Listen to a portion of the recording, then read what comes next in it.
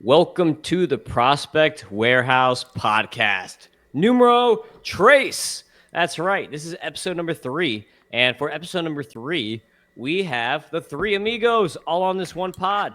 We've got John, who you can find on the X at JohnPGH. We've got Doc, who you can find on the X at Doc Eisenhauer, even though John doesn't know how to spell Eisenhower for some reason. And even though he's probably the smartest guy here, he doesn't know how to spell Eisenhower. Is that wrong? No, I'm just okay. I got it right. Okay.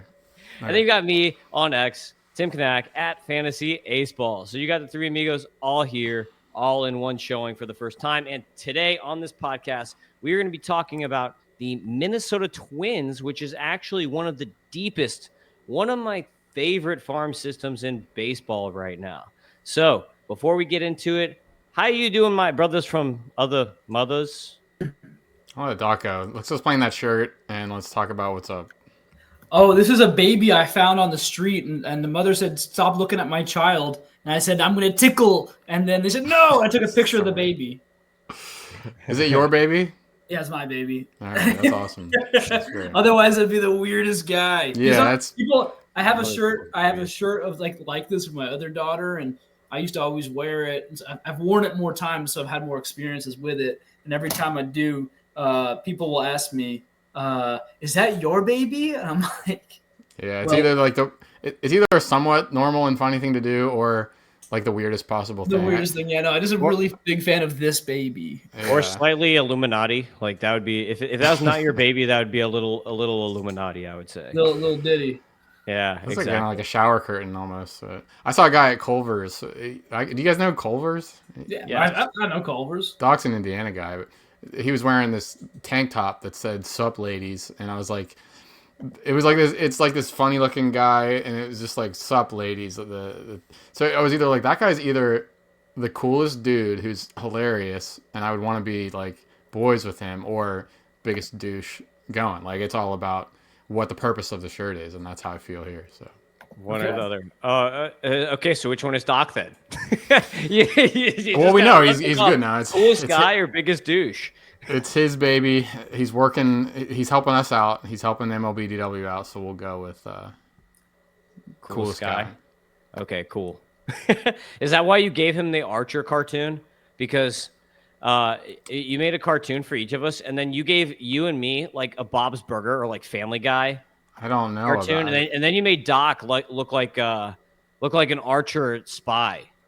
It was all about what the screenshot I took. So I just took a screenshot of all of us from random podcasts and told ChatGPT to make a cartoon. And he happened to have like a darker shirt, so the chatbot was like, "I'll put this kind of like military looking thing." And yeah, he looked a little bit more serious than us. But yeah, different cartoon art. He looks like from Archer or from like Johnny Quest or something like that. I got I got ChatGPT on a weird day. I did do it on a different day, so it was in a different mood.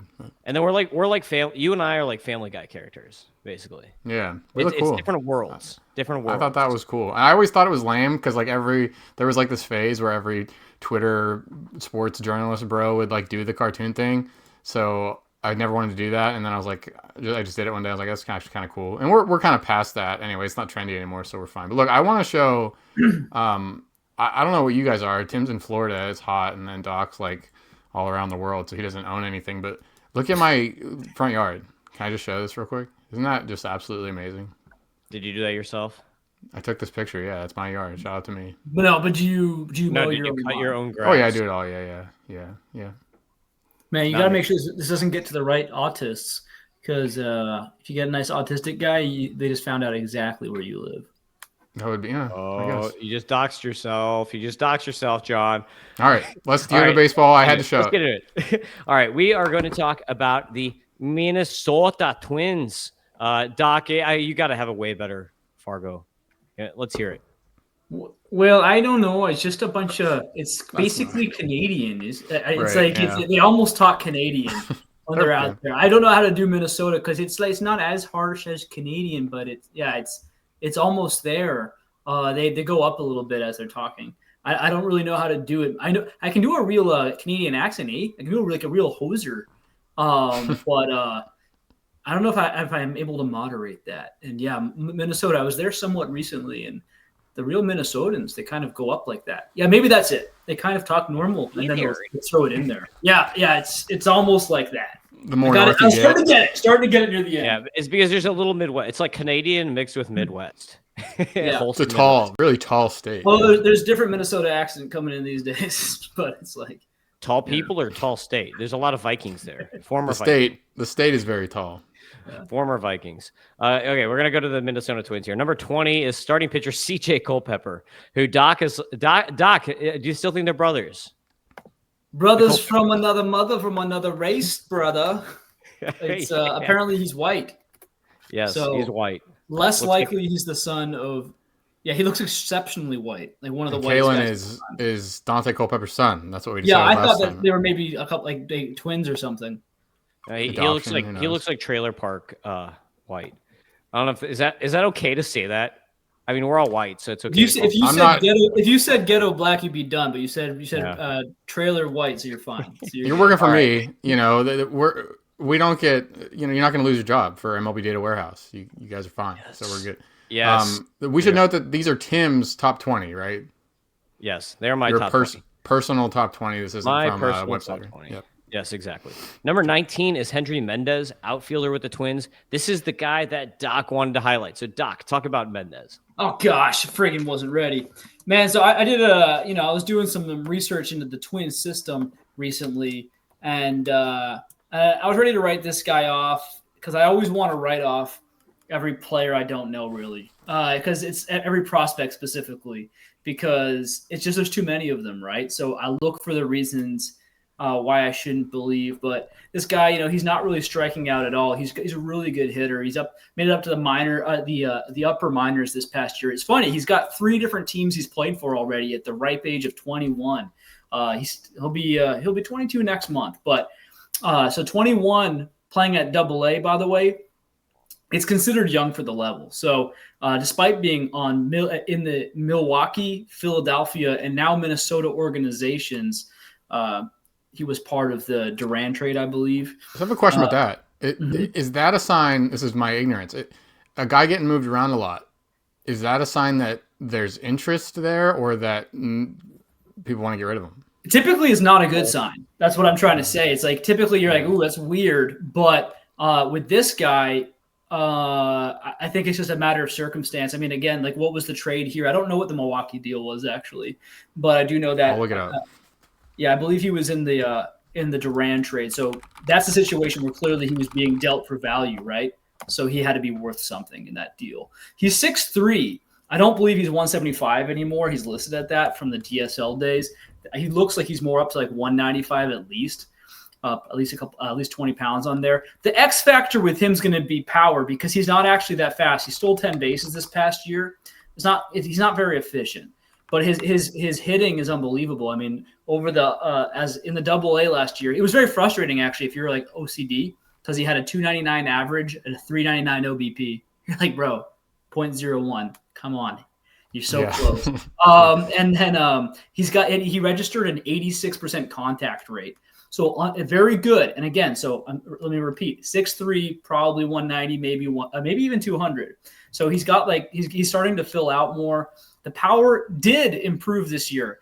It went up from 3 home runs last year, so he had a lot of room for improvement. 3 home runs last year to 11 this year. It's not really where you want it to be, but that's a big jump. If he can combine this hitting ability with an improved level of power, then we could be talking about someone here interesting here. Otherwise, he's going to be a major leaguer. And I would have him probably higher than 19th on this list, to be honest. Let me get a couple notes. Timmy, if you could hit Control Plus, that could zoom in on this a little bit. You might have to click the dashboard window first, or Command Plus, whatever you're using. That might zoom in and make it a little easier. But 95 F power score there, you can see that. Ooh. That's 5 points below average, but it's not like horrible, right? 440 slug. Is that accurate, Tim? Like a 95 is not overly concerning for your F power? It means that he might be like a 15 homer guy or something like that. Okay. But yeah, there's less variable or less, I guess there's more spread on power than there is on hit tool, for instance. So hit tool 104 is really, really good. I mean, like he almost had like an 86% contact rate. So that's pretty insane. Exact same number of strikeouts and walks there. You can see there they're both at third. Well, not exactly the same. Lower K rate than walk rate, which you rarely see. The other one note about the dashboard stuff is this says he's 175.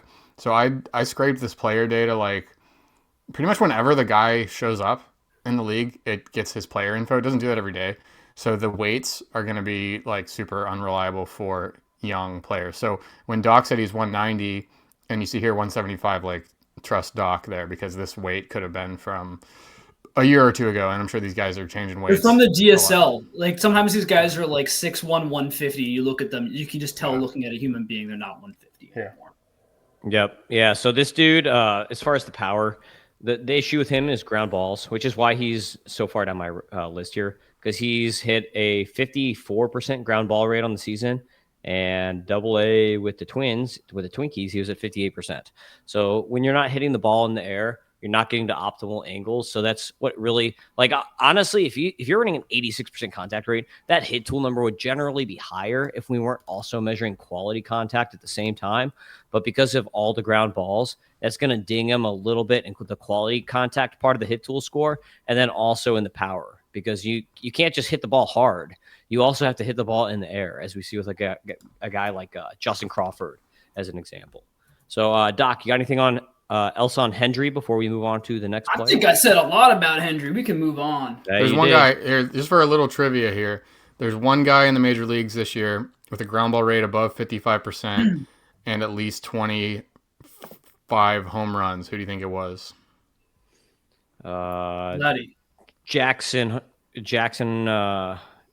Chourio. Christian Yelich, the only one. 29 homers for Yelich on a 57% ground ball rate. It is really hard to hit for good power with a 50% or greater ground ball rate. So that's a good call out. Yeah.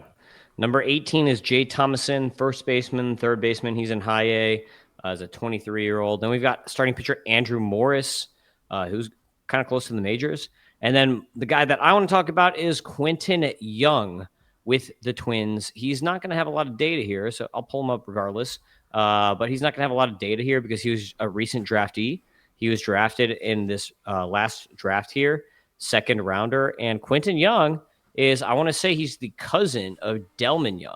So hopefully Quentin ain't throwing no bats at people.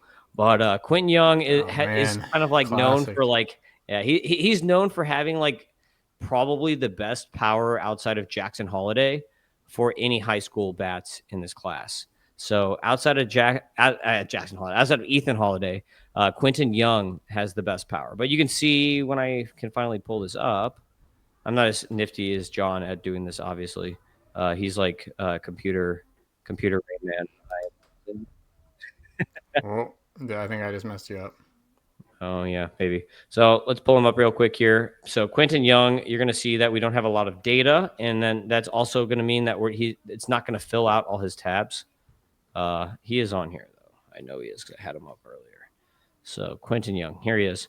So you could see, if you're watching on YouTube, there are 0 F scores today because he does not have enough data. But yeah, 6'6", 225. You can probably take that height and weight to the bank because that's like draft height and weight, and he was just drafted. And the stickiest stat in baseball is height. The guys are incredible. They're the same height every year. It's amazing. That's good. You can see only 10 batted ball events. So really, like the data here, it's not much to go on. But this is a name that I'd be watching at the beginning of next year to see how he's trending. And he's a big name for FYPD. This is a guy that you can get like later in the FYPD. You don't have to nab him in the first or second round in a lot of leagues. So he's a name to watch for FYPD if you're trying to get a power guy late. So that's Quentin Young with the Twinkies. And now let's move to the next grouping here. Number 15, Kyle DeBarge is a shortstop. He was a second rounder, I want to say, last year. He was actually in my top 150 closer to the beginning of the year, but he had a really bad second half, so I bumped him down a bit. He's a speed guy, so he's mostly stolen bases, but he had a bad second half. 14 is Gabriel Gonzalez. He's been around for a hot minute. So like he was kind of a hot name back when he was down in like DSL even. And that's what happens with some of these guys. They'll be around forever, and you think they're so old, but he's still only 21.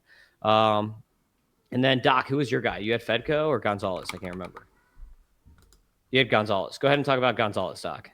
Gabriel Gonzalez. This guy was a darling a couple of years back. Does everyone? Well, I know that John here won't, but a lot of prospect folks hear the name Gabriel Gonzalez and they think, "Gosh, it feels like 2023 out here. Texas Rangers winning the World Series. Evan Carter still having a functional spine. The good old days." But Gabriel Gonzalez went through a major prospect plunge. People kind of soured on him. He was flashing an 18 home run season back then with 10 stolen bases, 298 average, 361 OBP. Last year combined for 5 home runs. It's not great. 5 stolen bases. And frankly, even the ratio suffered. So this, you just lost you lost everything. And it was understandable that he lost a lot of helium. This year was a great renaissance. He ended with a 329, 395, 513 slash line. Well, all of a sudden we're back on track, right? And I don't think that the rankings in the industry have really reflected that as much. Now, is the sexy fantasy juice really there? 15 home runs is okay. 8 stolen bases. Yeah, I'm not sure if that's going to really hold up anyway. But yeah, the question will be, again, the power. Clearly, we're seeing overall the pattern is he's looking like a good ratios guy with decent pop. So maybe, and he can take a walk. How often do you see a 500 slugging with a K rate under 15%? I mean, that seems pretty rare. That's impressive. Yeah, he's worth keeping an eye on. Yeah. What's crazy is that even despite a pretty high ground ball rate near 50%, he still managed to have 38 doubles on the year. So despite having only 15 homers, which you say only, 15 homers is still pretty solid, 38 doubles is really good in the minors, especially considering they played less games, only 123 games. So that's a lot of doubles per game. You extrapolate that out to a 162 game total, you're talking, close to 50 doubles. That's probably 45, 46, something like that. So I like Gonzalez a lot.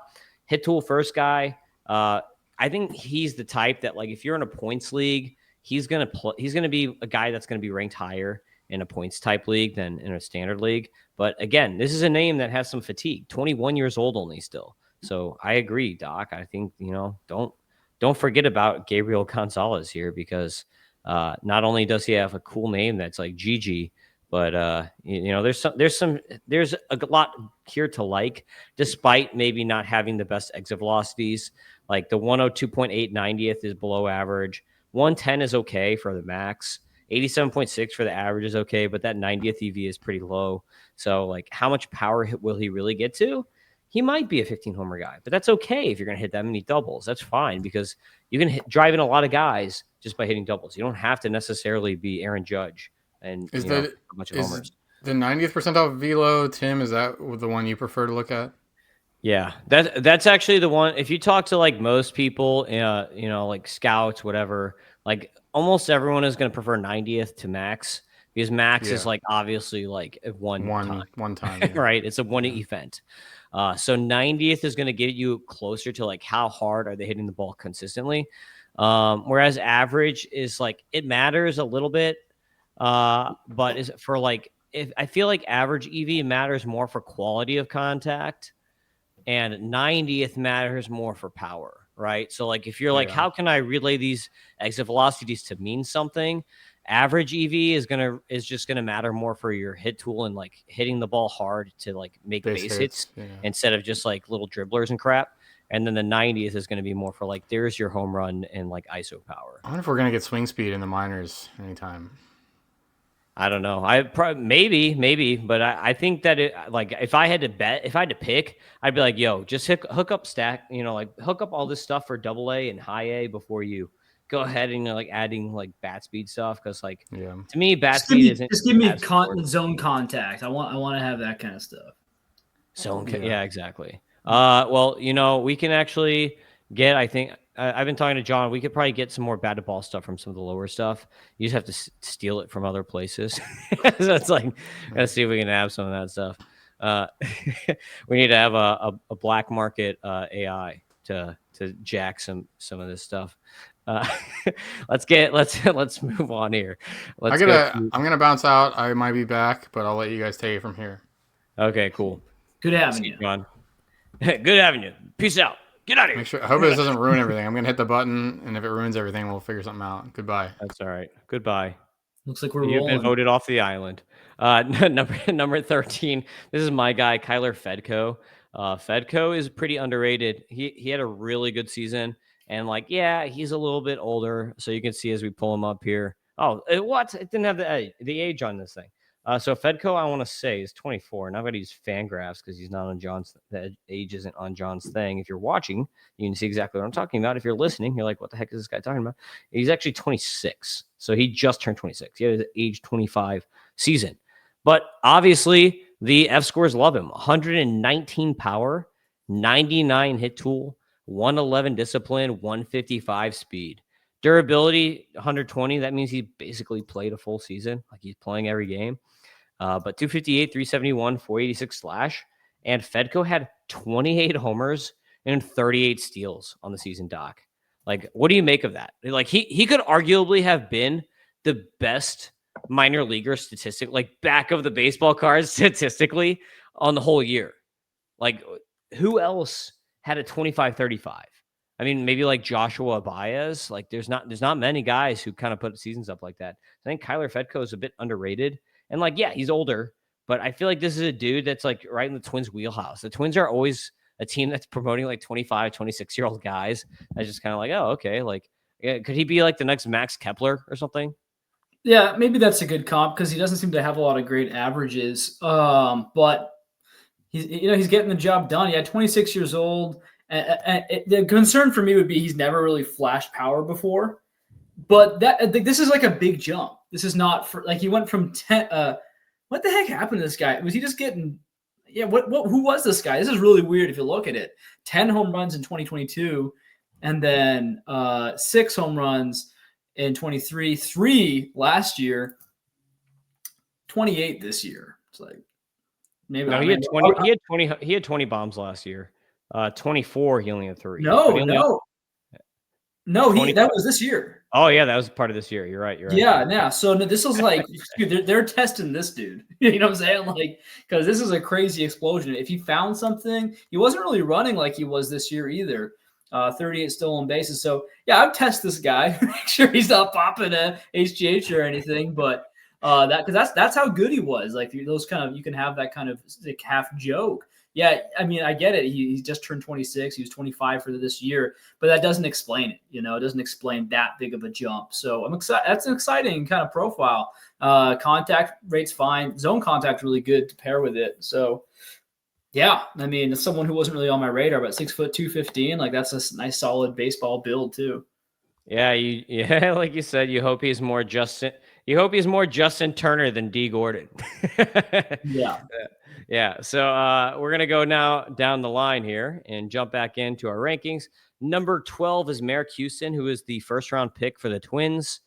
Shortstop, more of a defensive guy than an offensive guy, but still decent bat.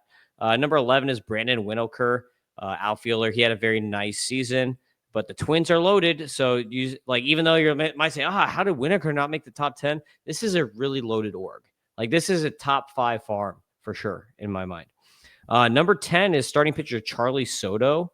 Number 9, this is the guy that you wanted to talk about in this grouping of this next 5, is Mick Abel, starting pitcher who the Twins acquired from the Phillies.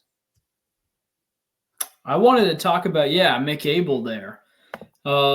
Just because it's this is a guy who I could have sworn there's like sometimes in the season, folks, it's such a long, for us, it never really ends, right? If you're an quote unquote analyst, I call myself a baseball guy. There's parts of the year where I'm just not here. Like it's been happening lately. My Twitter feed is dead. I actually straight up forgot about this podcast tonight. I was like, nice, I'm gonna spend some time with my family. And then I was like, crap, I said I would do 2 hours worth of podcasting.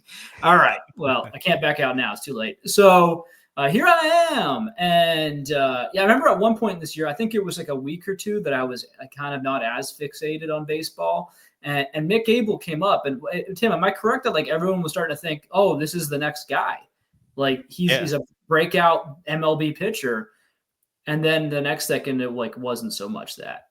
Am I correct? Yeah, like that he was no, you're right. Because He came up and had a crazy start. I can't remember how many, like 8Ks or 9Ks or something like that in his debut. And everyone's like, "Oh my God, look how good this guy is." But if you follow him, then he's always had really good stuff, but he's also been very inconsistent in the past. And like I can't remember if it was like the last time that I did rankings, but one time I comped him and I was like, he reminds me like stuff wise and like mechanics wise kind of Max Scherzer, but he's like he's so inconsistent. He's like Diamondbacks Max Scherzer, right? Like he's not Detroit Tigers and Nationals and like a Hall of Fame Max Scherzer that we think of. He is like the first year of Max Scherzer on the Diamondbacks with like a 5 ERA. That's the kind of Max Scherzer that Mick Abel is, which maybe he can get there because he's a high pedigree guy. He's had high pedigree since he was drafted.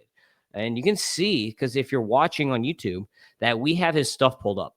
Unfortunately, we do not have the pitching F scores yet. John still has to work on adding the pitching F scores. All the hitting F scores are all done for minors and majors.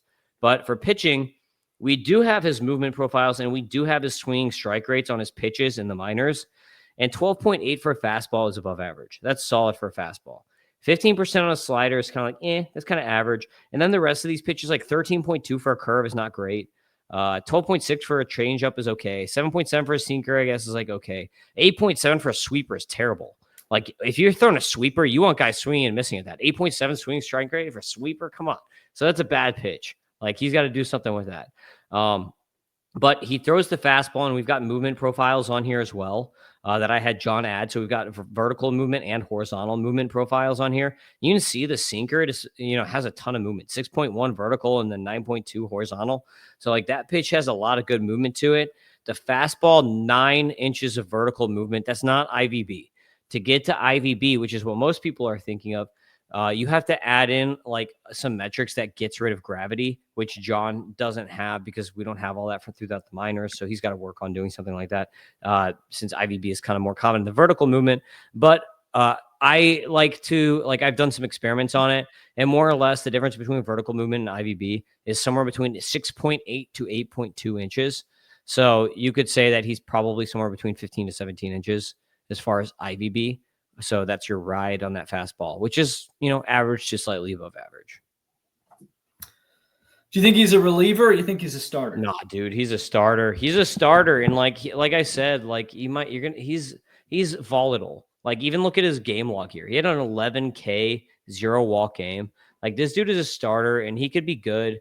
And I feel like he's just going to be one of these guys that's going to be somewhere between like, is he a, back of rotation guy, or could he be like a number 2? Like, I think he has number 2 upside in there, but will he ever achieve that? I'm not sure. He's not like a guy that I take to the bank. You know what I mean? Like, I think there's a lot of good stuff in there, but I would not take this guy to the bank at all. Like I'd take a flyer on him 100%, but like, I don't know.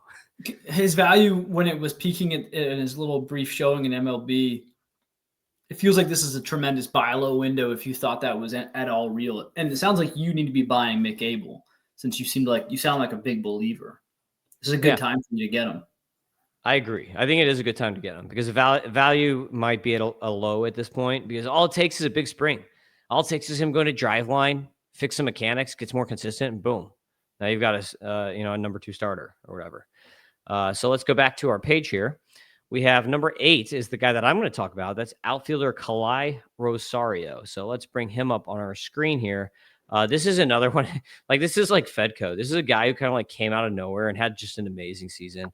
I think he's more real than Fedko. Like you had mentioned, like Fedko 3 home runs last year. So like Kaelen Rosario, what he's doing, I trust a bit more. So I'm like I said, I'm not as fast as John at this. So give me a hot second here if you're watching on YouTube.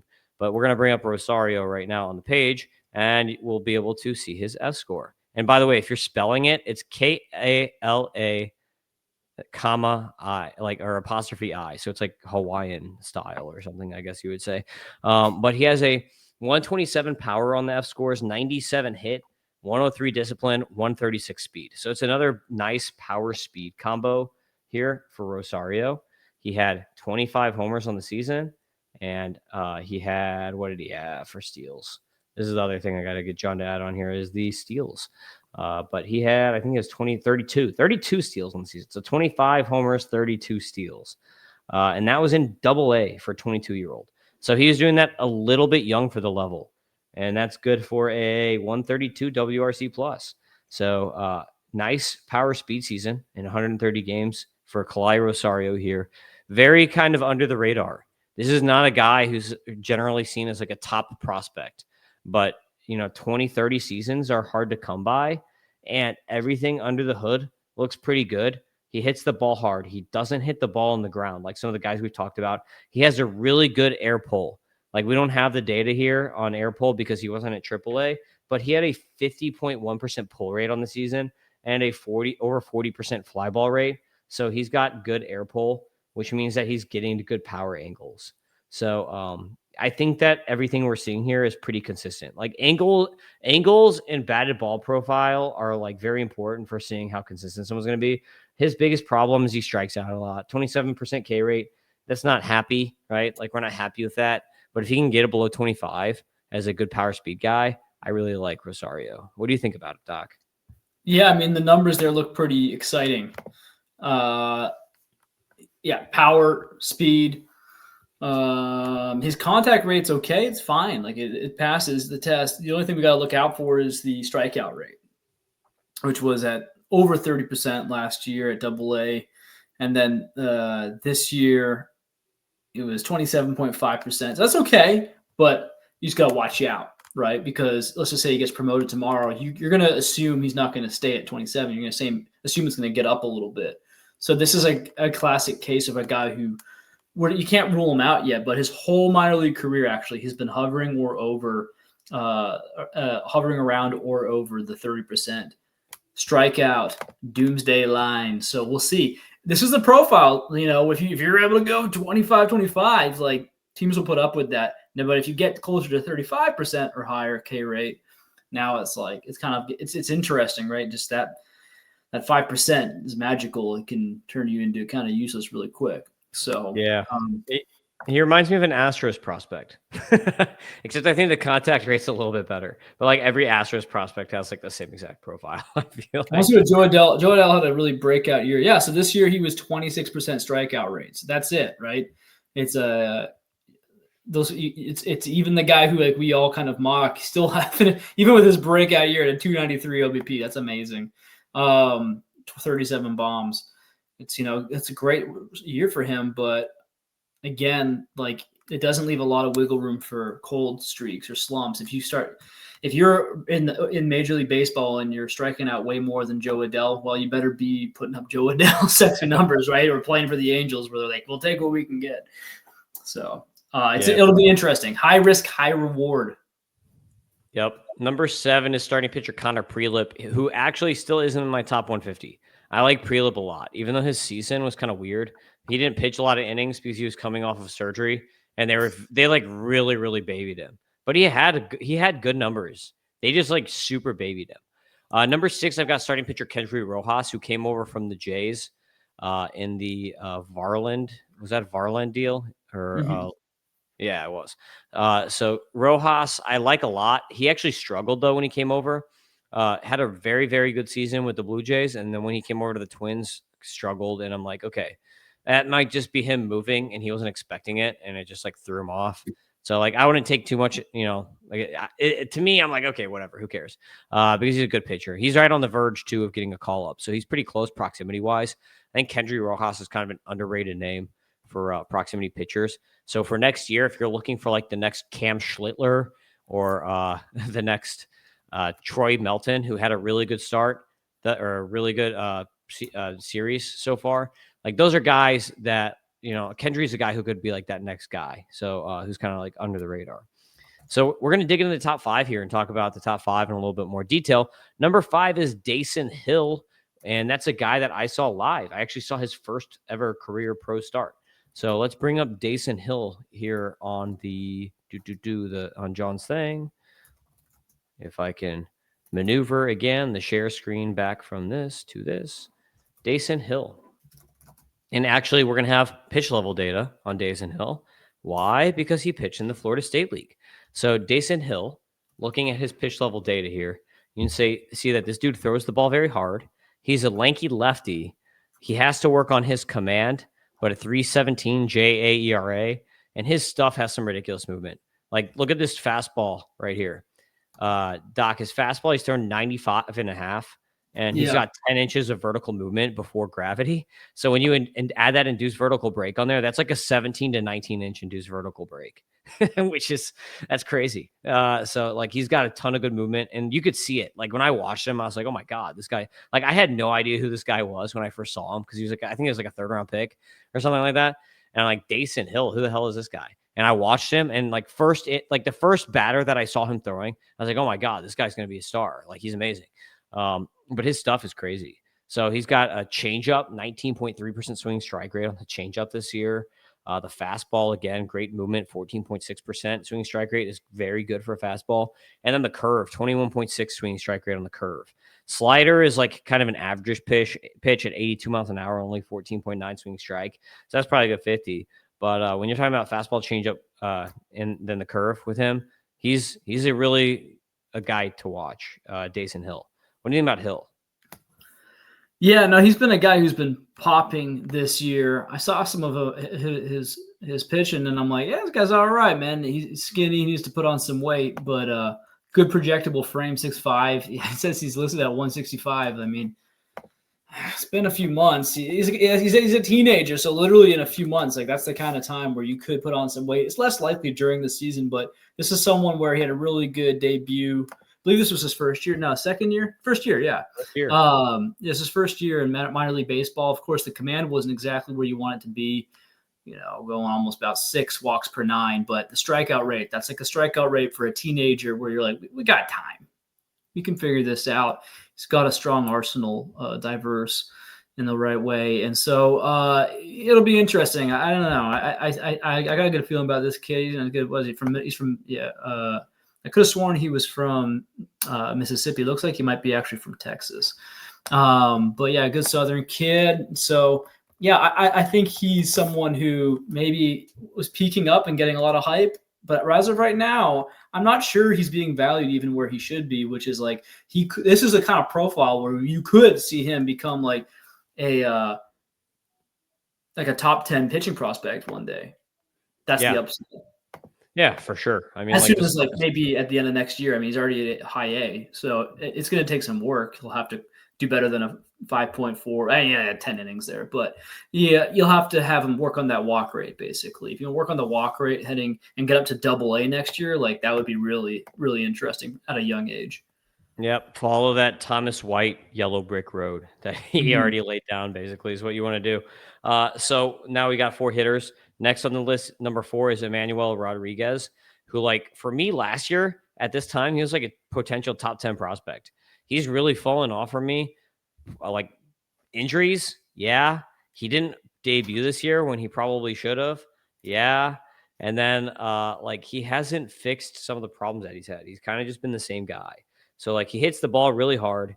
He runs pretty well. He's got a great eye. Like he takes a ton of walks, but there's almost like a little bit too much passivity at the plate here where like you want to almost see him get more aggressive in the zone. So if you're looking on YouTube, you can see that, or X or whatever we're watching on, you can see he's got a 118 power for an F score, 95 hit tool, 112 discipline, and 109 speed. So this is another guy who like might do better in points leagues because he's going to have power and speed and take a bunch of walks, but he's going to strike out a bunch, and the contact rate is hovering in the mid 60s. So that is not great, but he still is young. He's still 22.6 age. So like, he's still pretty young. It's not like he's like at a point where he's washed. I think the main thing for him is like, I just want to see health more than even like him improving the contact rate. Cause you can live with that contact rate with his power and speed. Like we just talked about exit velocities with some other guys. Look at this exit velocity here, Doc.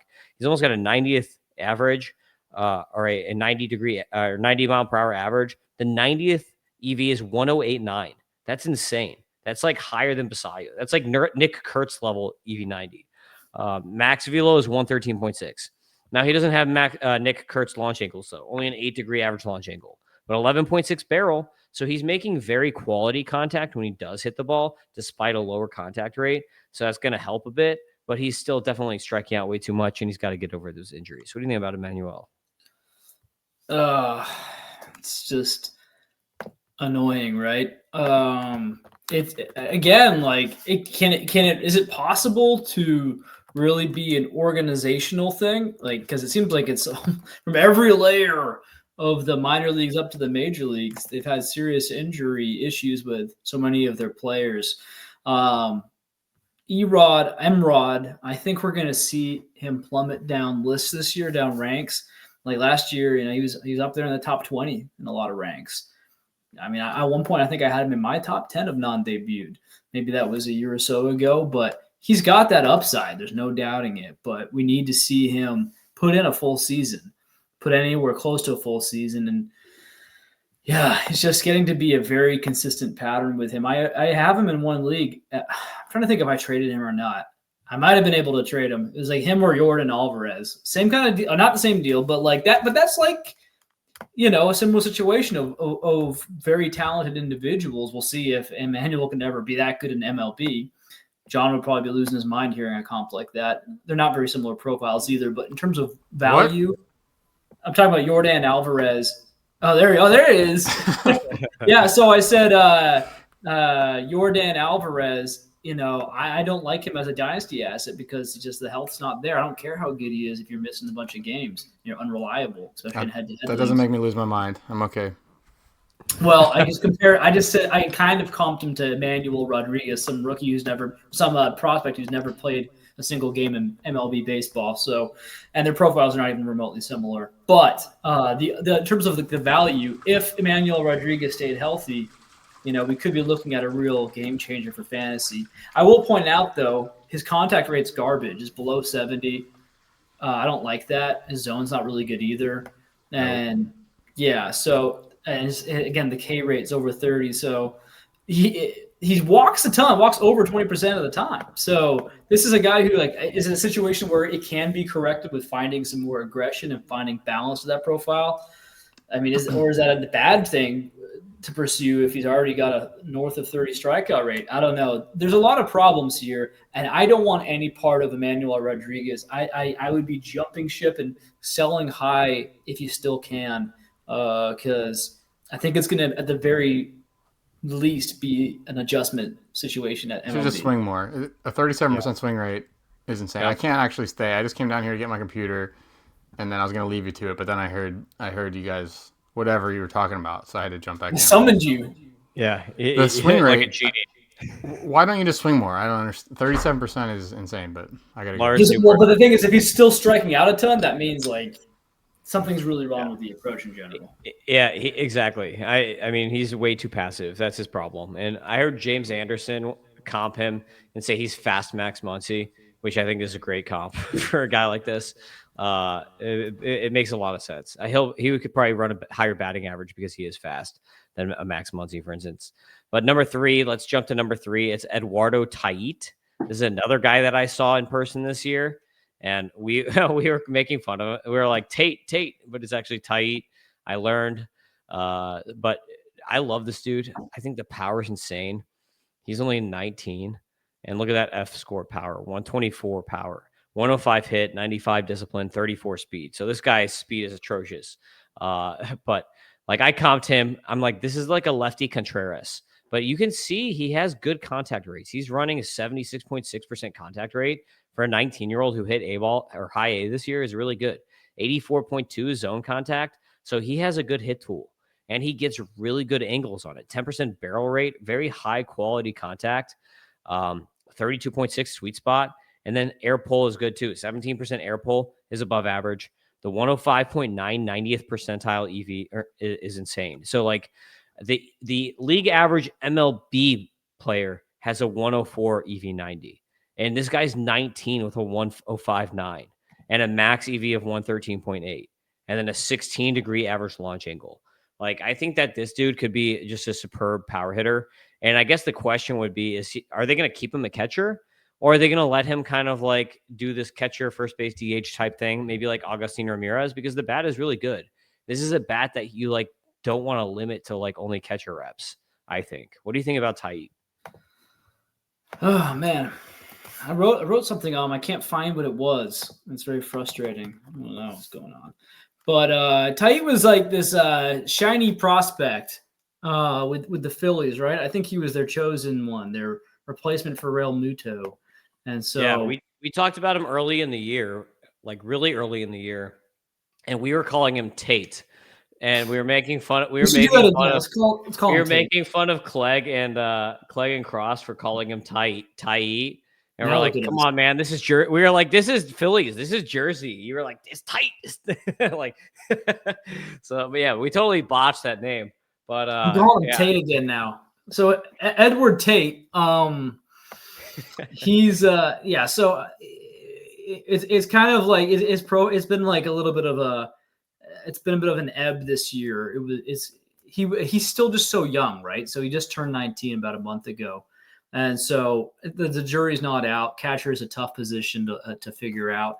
But, you know, he came in last year having 11 home runs they're considering last year. Yeah, he played, I guess, most of last year as a 17-year-old. That was the crazy part. 17-year-old with 11 home runs, right? Very interesting and pretty good ratios. This year at high A, especially now, what the heck? Same OBP with both Philly and Minnesota. That's random. But yeah, very low OBP this year. Ran into some struggles. So he had a 253 batting average on the year here in 2025 and 311 OBP. And it got worse at high A. It was a tough go at high A. But again, like he played this year at 18 years old. So I'm not throwing him out yet. Contact rates are fine. Strikeout rates went way up with Minnesota. You got to wonder if Philly was starting to see some red flags and they sold high. I don't know. But I have a hard time fully throwing him out yet because he's a teenager. He's shown some really good pop. But in terms of dynasty leagues, catcher is a tough position. And so it could be years, right, until we see him in the major leagues. If you believed in him before as like an elite prospect, though, this is a great time. I think there's a lot of oxygen in the room. Is that the right saying? I don't know. I think a lot of the hype's been taken away from this character, Eduardo Tait. I love him, man. I'm a big fan.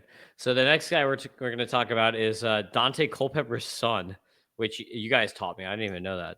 So Kaelen Culpepper, shortstop with the Twins, big season this year after being a first-round pick from Kansas State, which is why that's why I had no connection. I'm like, why is an NFL quarterback's son going to go to friggin' Kansas, of all places? Like the worst state in the world. Whoa. There's worse states, dude. No. I remember. You may not know this, but I went to Mizzou, so I'm a Missouri fan, and we hate Kansas. We hate Kansas State. That's how much we hate Kansas.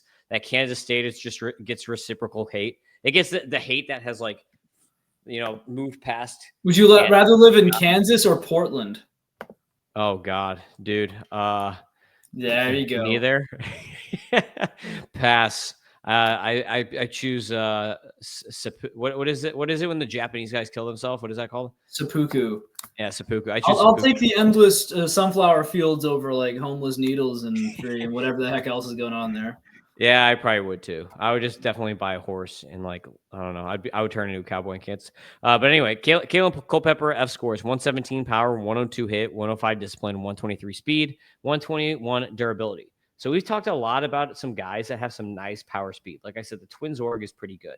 Culpepper is like we talked about. Okay, so Rosario is the safer version of Fedko. Culpepper is the safest version of them all. Culpepper has near 76% contact rate. He doesn't strike out nearly as much as Rosario, only a 17% K rate. So he definitely has better plate skills and keeps that in check. One thing that I kind of wonder about with him is 50% ground ball rate on the season. So it's interesting because it's very rare, as John had kind of brought up before, to find guys who hit homers and then also hit the ball on the ground at that rate. So 20 home runs, 25 steals, but a 50% ground ball rate. So I think that he's probably going to have to adjust the profile a bit to avoid running into not being able to hit for as much power as he did this year. But I really love this dude, man. At 22 in AA, 285 batting average, putting up 2025. That's pretty sick for kind of an underrated guy from the last draft class, which is a really, really good draft class, but like pretty underrated. They didn't even give him $4 million, man. He got less than $4 million signing bonus, and look how good he's been. Yeah, I mean, it's kind of I struggle to figure out. Like, I don't get too excited about Minnesota, the team in general. So some of their prospects kind of fly under my radar, but it's hard to. I also like to find things to point out, little holes to poke in narratives. But I don't know. I struggle to really find that with him. It looks like to me like he's got the power, he's got the speed. Yeah, he's running efficiently. He's doing it at AA. He's got good ratios, good back of that baseball card. He's got the bloodlines of an athlete. Contact rates are fine. I think he's probably underrated. Like he's got to be a top 50 prospect, isn't he? For me, I've got him in the top 35. I actually picked him when we did the P180P with Welsh. I picked him in that draft, I think, and I got him in like the 5th round. I was like, oh man, that's a steal. So I got him in like the 50s, even though I have him ranked like 34, 35. For him. Like I took him in a league. Like I got some like rogue deal offered to me at the deadline before my life turned upside down. And Fresh Prince of Bel-Air reference. Did he say? I think he says flip turned upside down. Whatever. And yeah, I'm pretty sure that's the only share I have is some guy just basically he was going for Cody Bellinger, the 30-teamer, and he gave me a bunch of prospects. And I think Culpepper might have been one of them. Hope so, because yeah, he looks really good. So yeah, I don't really know. Yeah, it's not like he hasn't been one of my guys, but looking at the profile, you're just like this. I think that's kind of how I felt with him all year. I'm just like, yeah, really good, really good. But now this like I'll probably have to put out some ranks before the season. Well, at some point, So I just don't see how you see this and say he's not a top 50 prospect. Yeah, for sure. Number 1 on the list here is Walker Jenkins, outfielder with the Twins, who's still a top 10 prospect for me. A lot of people are like dropping him off the top 10. So like, oh, he's not doing enough, blah, blah, blah. He's just really good at everything. So when you look at the F scores, 107 power, 106 hit, 110 discipline, 117 speed. And people don't like him. Why? Because he's not, flashily hitting like a ton of bombs or a ton of steals, but he's just so good across the board. 78% contact rate, but 82.1 zone. I think those are things that are going to trend up. You could see how much better he was in A-ball, but he's still only 20. So I think these are things that are going to trend back closer to what he was doing in A-ball once he gets settled in some. He doesn't chase, and he walks, but not too much. So he's more aggressive in the zone. You see a 46% swing rate. So he's in 67 in the zone. So he's swinging a lot more than a guy like Emmanuel Rodriguez. So he doesn't have these like over passivity problems. And then on the season, if you're looking at the back of the baseball card stuff, you have to remember that he was hurt. So he started late. He was hurt. And then he started performing better as he started getting healthy. So like he came in and he started off a little bit slow when he first came in, but he was performing better as the year went on. And this is a dude who made it all the way to AAA this year, Doc. I don't think a lot of people realize that. He had 102 plate appearances in AAA as a 20-year-old. So you have to figure in a little bit of age to level bump when you're looking at these numbers for him, because he was 20 years old in AAA. So, I think that people need to cut Walker Jenkins a break here. Like, to me, he's like easily a top 10 prospect, and people are down on him. I see people pushing him even outside of the top 25. And to me, that's crazy. It's like, yeah, he's not as flashy. He's not doing the thing with 50 steals like Connor Griffin. He's not doing the thing with 30 bombs. But he's just consistent at everything. And I think at the end of the day, as long as health is maintained for him and he doesn't have injury problems, he's going to be like just a rock. You know what I mean? Like, he's going to be like a 2020 rock. He could be like a Christian Yelich, where it's like, it's reliable. Every year you're getting the same thing. There's some of these guys that are like second round, right? Like, I don't know if he'll ever be a first round, like Connor Griffin, like a first round fantasy guy in a redraft league. But I feel like he could be like one of these second round kind of like boring guys that just like does the same thing. Maybe he's Freddie Freeman in the outfield, right? Like, that's sick. You'll take that all day. What do you think about Walker? Yeah, I think you're right. And again, like we talk about, 22 is technically young for AA. Like, what's a 20-year-old, right? Played this whole year as a 20-year-old. And honestly, I think a lot of the helium went out when he was starting to get banged up, because it's just it's the Twins thing, right? It's scary. It's like, oh gosh, this is going to happen again. And we start to get concerned. It was around the same time that Emmanuel Rodriguez was getting hurt again. So it seemed like he kind of went past that as the season went on. The power, again, actually like is improving. It's not like improving the way you're dreaming of it. 6 home runs to 10 home runs, but that's something. And again, like he's ripping doubles.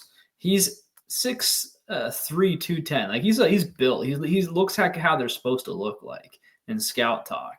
A little bit too many strikeouts, not walking as much in AAA this year. That's like actually crazy. I'm sitting here saying, yeah, 20 is young for AA. You're exactly right. 20 is incredibly young for AAA, one step away from the major leagues, dude. And I'm even me right now. I'm like, oh, he could have been a little better. Like, I mean, he almost got a 9% walk rate and even 25% strikeout rate. It's fine for a 20-year-old to get. That's way off what he was doing everywhere else, obviously. But he's in AAA. That's not where he's going to be up. That's not who he's been, as you kind of said and alluded to. So overall, last year though, he still had great numbers. I think it maybe Freddie Freeman's interesting in that. Like it's going to be. It's easy. It's better to bet on a guy who's like a pure hitter, who's really good at hitting baseballs, than someone who's just like pure, just power slugger and hoping he's going to find a hit tool one day. It usually doesn't go that way. Usually that's the riskier path. And I'll also point out, I personally, when he first got drafted, I was like, yeah, he looks just like a big guy.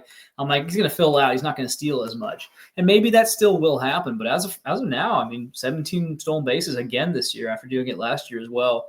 Both years, pretty efficient with his stealing. Like I always look at efficiency to see if they're going to get that green light in the major leagues. It's not 100%, but like if you are like Cole Young, remember he was coming up and he was getting caught stolen like just as much as he stole a base. I'm like, major leagues will not, like a manager will not give that guy the green light if he's not doing it properly. So Walker Jenkins is like, this could really be a 2020 bat. Yeah, maybe that's not your, like you said, 25 or 30. Like I think he's probably going to hit 25 home runs at peak in that ballpark. I think he's going to be a Freddie Freeman type of power, but there's going to be more speed than Freddie Freeman. The question will be, is the hit tool as elite as Freddie? We don't know yet because he's being thrown in to such high levels at this young age. It's a great time to buy Walker Jenkins, in my opinion. I don't think it's an easy top 10. I think he's near the end of the top 10 for me. Might even be 11. I don't know. I have to really sort it out. But I think last time I checked, I think he was number 10 for me. Yeah, I think that's about right. So let's see if I can. Oh, not cover our face. I'm not, like I said, I'm not as good as maybe 8. I don't know. He's up there, but yeah, it's the back end. I think it's great. Yeah, exactly. I'm thinking more. I think that's where I've got him at like 8 or 9 or something. Yeah. So looking at this list here, is there any name that you would really move up or move down or anything in this top 20 here before we sign off? Yeah. So Mendez, I got him way up. My face is over it now, but there's probably some other people. I think Gabriel Gonzalez. Fedko, I'd move Winokur down. Winokur, and unless he really turned things around real quick, he was, last time I checked, he was really not performing well, striking out a lot. Like he was one of those really toolsy young guys, but I could have sworn he was just striking out way too much. And it looks like that basically was he wasn't striking out too much, but yeah, his just not making contact. Yeah, his contact rates are awful. Yes, he's making strides. He's making strides, but I wouldn't have it. Like that's a project. 6'6", 210. That's a project, and he could just take a while longer. But I would have him behind guys like Fedko and Gonzalez and Mendez personally. Yeah, he's just so much fun. But yeah, there's a ton of swing and miss. He ran like a over 17% swing strike rate. So like there's a ton of swing and miss there, but he still had 17 bombs and 26 steals. And like that's like you said, 6'6", 210. Like that is so much. That is so fun. Yeah. So that's the Twins. You can follow Doc on X at Doc Eisenhauer. You can follow me on X at Fantasy Aceball, and make sure you sign up for MLB Data Warehouse so you can get all the fun tools and like all the stuff that John makes, all the crazy data stuff. So if you don't subscribe, you don't get it. Peace out, everybody. See you next time.